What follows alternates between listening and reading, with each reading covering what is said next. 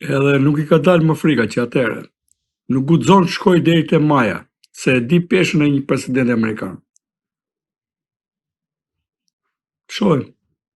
Po në këtë rast Edi Rama nuk e njeh peshën e presidentit amerikan? Nuk e di. Mbase I ka humbur perceptimet. Janë prishur perceptimet. Ju keni deklaruar më parë dhe këtu në Agora News se ajo çfarë do t'ju vi politikanëve shqiptar, pra do të jetë pikërisht nga Amerika ose reagimi amerikan nisur edhe nga dosjet përgjithsisht që kanë vetë politikanë shqiptar dhe në këtë rast siç është edhe dosja e Charles McGonigal e kryeministrit Edi Rama, ku së fundmi ai është përmendur edhe në një shkrim të New York Times. Madje pati dhe një foto që doli të vetë Edi Ramës me Charles McGonigal nga një prej ish këshilltarëve të presidentit amerikan Donald Trump.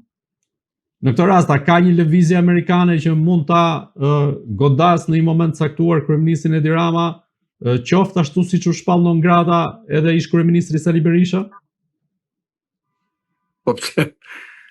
Ju pyesni domethënë, a mundet se nuk është do prishi interesat mëdha, po ju tek atyre brenda sekondit e shpallin non grata. Po e kanë frikë thotë? Jo, duke qenë se është kryeministër.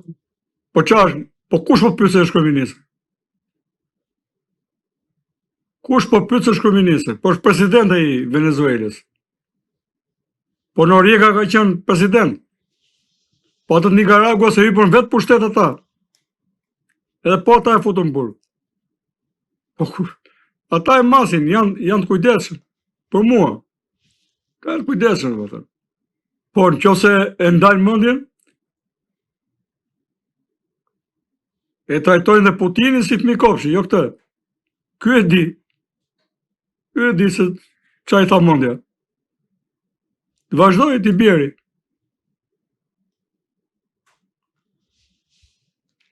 Mund të ketë thënë edhe s'do t'ja di. Ka një histori, kjo është e vërtet. Del në Shkodër, një inspektor arsimi del pension. Dhe ata punonin dikur të tashuar te komitetet ekzekutive dikush. Po gjithmonë shkonte keq me nën kryetarin e komitetit. Kjo është histori e vërtet. Më ka thënë një shkodran nga më të mirët, Aril Syke. Edhe mbasi del pension ky inspektori, me bëj kashillik, shkon dhe pin kafe atje te klubi komitetit ekzekutiv. Kafe ka qenë këmbë. Gjithmonë një dhomë e vogël ka qenë kafe. Edhe vjen inspektori e thot, hamër se I thot, qa po ban, thot. Boll mirë bërë, shoku nën kryetar, thot. Qa po pensioni? Nuk ka më mirë, thot. Nuk qanë me nderën për kërkën, thot.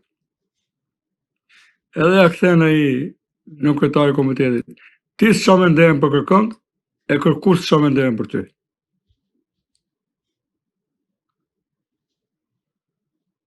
Se mund thuash që nuk e vrasun për Amerikën, po e vret Amerikën për ty për mua. I ka kaq mirë punë të veta, sa vetëm një qytet e ka GDP-n ç'a them. Në mënyrë pa llogaritshme. Vetëm një qytet ka sistemi rrugor 30 herë, 50 herë më të madh se gjithë Shqipëria. GDP-n po. Trafiku në ajrore, ç'a them, nuk di ç'a them, kapacitetet që kanë, si kanë parë me vëmendje. Jo më pas kur bën Metroplex, që shkonte sipërfaqja e qytetit, gati sa sipërfaqja e Kosovës. 8 milion banor, vetëm ai qyteti atje. Ti tani po shkon dhe dhe mendon si je sovran I madh, po nuk je sovran. Ne po kërkojmë bëhemi sovran tamam. Sovran letër. Unë mendoj që qëndrimi Macron ishte ai që tregon thelbin e saj. Pra, presidenti I një shteti nga më me histori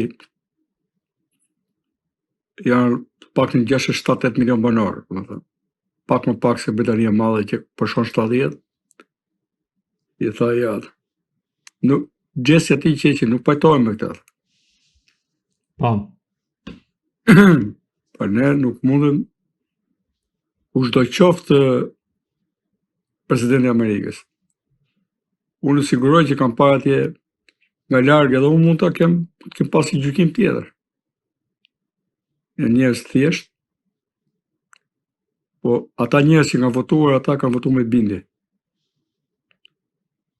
Mund të ishte aksident zgjedhja e tij herën e parë, po jo herën e dytë. Ata kanë votuar me bindje se ai i është adresuar problemeve të vendit të tij ashtu siç votuesit amerikan duan. Edhe në këtë rast i bie që ofendon ata votues amerikan. Që ka shumë mundësi ai të ketë fituar dhe herën e dytë. Në çfarë kam pa atje? Po të paktën të respektoj vullnetin e popullit amerikan. Që këtë moment është fondi më i fuqishëm dhe aleati më i mirë i yni. Edhe unë me vetdi do thoya, nëse në Europa të vazhdoj gjatë, a kemi alternativën për të bërë shteti 51 i asaj federate? Ku shqiptarët kanë qenë gjithmonë barabartë mes barabartë dhe realisht pa diskriminuar. Se në Europë ndarja nacionale është më e fortë. Edhe mbase mund të jetë një alternativë. Avokat, së fundi shohim pak mirë do ta sjelli ky bashkëpunim, jo t'i vëmë tani shkop në rrota. Megjithatë, këto janë veprime të pamenduara dhe dëshpërimi, përfundimisht. Avokat, së fundmi kanë dalë në dritë disa investigime të mediave italiane, por që ka pasur shkrime më parë edhe në mediat shqiptare sa i përket disa takimeve të përfaqësuesve të qeverisë me përfaqësues, po themi, të krimit organizuar apo persona të dyshuar që drejtojnë në krimin organizuar apo trafikun e drogës në ishullin Aruba në Amerikën e Jugut. Dhe sipas një libri të botuar dhe nga një gazetar italian i cili i ka përmbledhur këto investigime dhe ka krijuar atë lidhjen mes mafjas dhe politikës, rezulton që ky takim është zhvilluar në Amerikën e Jugut dhe ku është diskutuar për pastrimin e parave dhe për ndërtime në kryeqytetin shqiptar në Tiranë.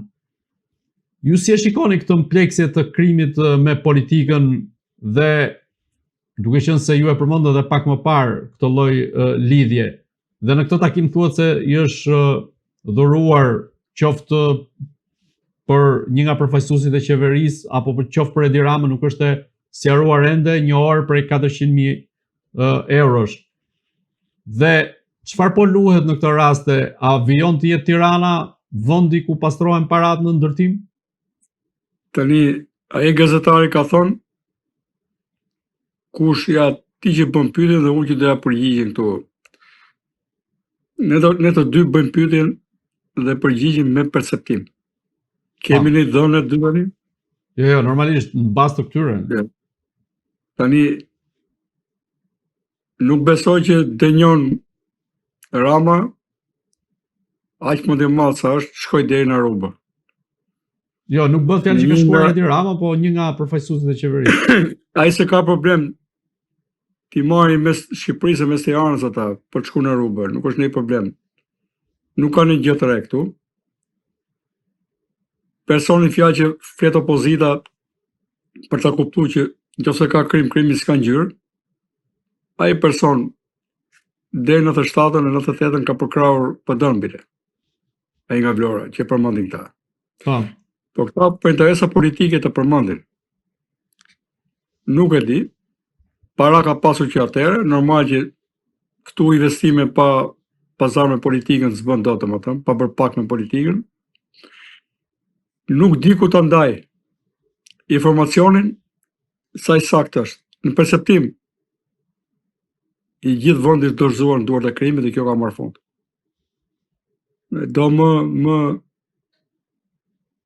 I gjithë vendi është dorëzuar në duart e krimit.